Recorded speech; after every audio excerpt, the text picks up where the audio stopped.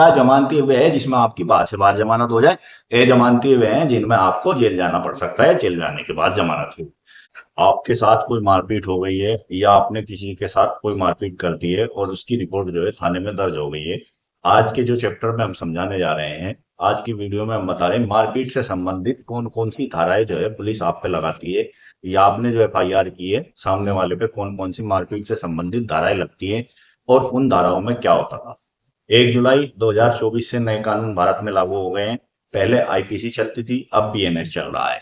तो आईपीसी की भी धाराएं मैंने बताई है और उन आईपीसी की धाराओं की जगह बीएनएस की कौन सी धाराएं लगती है और किस धारा में क्या होता है, मारपीट से संबंधित कौन कौन सी धाराएं लग सकती हैं, वे सारी मैंने इस वीडियो में बताया है। अगर आप जो है मारपीट से संबंधित धाराओं के बारे में सीखना और समझना चाहते हैं तो आप इस वीडियो को पूरा देखिए, स्किप बिल्कुल मत करिए। वीडियो अच्छी लगे तो लाइक करिए, शेयर करिए। मैं आपका दोस्त एडवोकेट मोहम्मद आबाद कुरैशी आज जो वीडियो लेके आया हूँ वो है मारपीट से संबंधित। तो चलो वीडियो को हम शुरू करते हैं।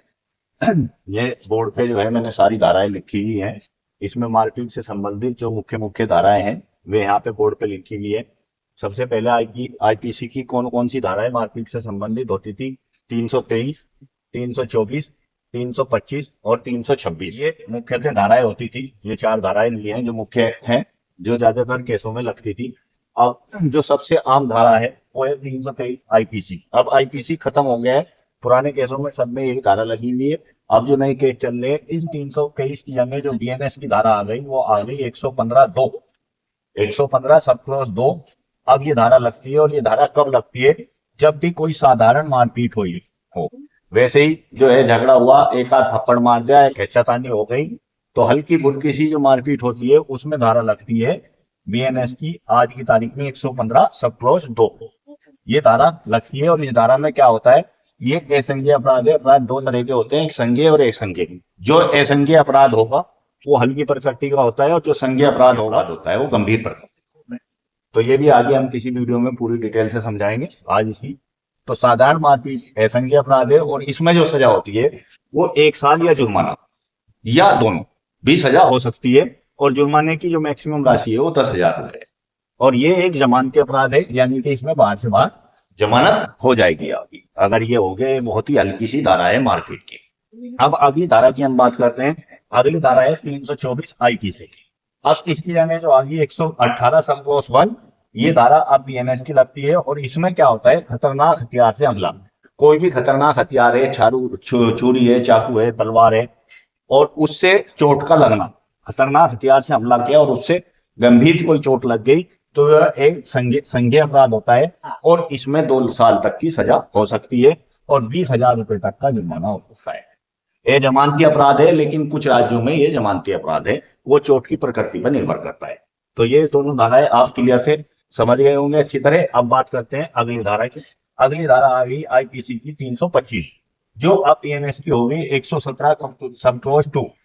117 सब क्लॉज 2 में क्या है कि घोर अपराध यानी गंभीर प्रकृति का अपराध। इसमें कोई तोड़ना फोड़ना, यानी कि किसी की हड्डी तोड़ दी, किसी का सर फोड़ दिया, कोई भी इस तरह की गंभीर चोट लगना, हड्डी क्रैक हो गई, हड्डी टूट गई, तो ये घोर अपराध की श्रेणी में आता है और ये संज्ञेय अपराध होता है। इसकी श्रेणी संज्ञेय है और इसमें मैक्सिमम 7 साल तक की सजा हो सकती है। वो चोट की प्रकृति पे वो जो केस चलेगा वो तो बहुत बाद की बात है, सजा कितनी होगी, लेकिन मैं आपको बता रहा हूँ। लेकिन ये एक जमानती अपराध है, इसमें जमानत मिल जाती है। तो जमानती अपराध और जमानती अपराध में आपको बता दो, जमानती अपराध वे हैं जिनमें आपको जाते ही बाहर से बाहर बेल मिल जाती है, और ये जमानती अपराध वे होते हैं जिसमें मजिस्ट्रेट के ऊपर डिपेंड करता है कि उसे जमानत देनी या नहीं देनी, जेल में जाना पड़ सकता है। अब लास्ट जो धारा है इस मुख्य अपराध में ये है 324 और इसकी अब बीएनएस की कौन सी धारा बन गई, 118 सब क्लॉज 2। और ये जो धारा है ये कब लगती है, खतरनाक हथियार से हमला किया, कोई भी चाकू हुआ, छुरी हुई, बम हुआ, कोई भी ऐसा खतरनाक हथियार हुआ जिससे हमने हमला किया और कोई शरीर का अंग भंग हो गया, कान कट गया, हाथ कट गया, उंगली कट गई, मतलब कट के अलग गिर गया, अंग का भंग होना, शरीर से अलग होना, जब धारा लगती है बीएनएस की 118 सब क्लॉज 2 या किसी की 326 जो पुरानी अपराधों में अगर किसी की लगी हुई है। और ये एक संज्ञेय श्रेणी का अपराध होता है, यानी गंभीर अपराध होता है और इस अपराध में आजीवन तक सजा हो सकती है, आजीवन तक कारावास हो सकता है। और 1 साल, कम से कम 1 साल और ज्यादा से ज्यादा 10 साल, और 10 साल से लेके आजीवन कारावास तक कोई भी सजा इसमें हो सकती है, वो अपराध की प्रकृति पर निर्भर करता है कि अपराध किस प्रकृति का हुआ है, किस तरह का हुआ है, अंग कौन सा हुआ है। तो जैसी स्थिति होगी उसमें, और ये जमानती अपराध है, इसमें जेल जाए बिना जमानत होना संभव नहीं है। बाकी जो भी अपराध की प्रकृति होगी उसके हिसाब से ये तय होगा। तो ये थी अब मारपीट से संबंधित मुख्य धाराएं जो आईपीसी में 323, 324, 325, 326 थी, और बीएनएस में हो गई 115 sub clause 2, 118 sub clause 1, 117 sub clause 2 और 118 सब क्लॉज 2।